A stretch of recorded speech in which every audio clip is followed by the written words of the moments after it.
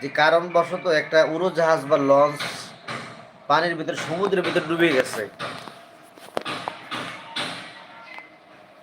Launch বা জাহাজ যখন সমুদ্রের ভিতরে ডুবে গেছে, ওর ভিতরে একটা ফুটফুটে বাচ্চা, একটা ছেলে, তার নাম সাজ্জাদ,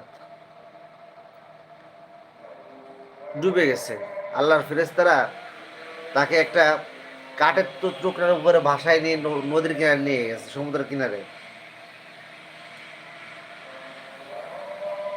ছোট বাচ্চা তো কান্না করতেছে। বাঘে এসে তারা দুধ খাওয়ায়, বাঘে তারা ঘুরায় এরপরে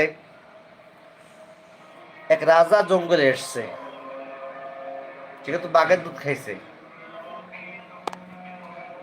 রাজা এসে দেখে ছোট্ট একটা বাচ্চা বাঘের সাথে, এত ফুটফুটে ছেলেটা, তার নামই সাজ্জাদ।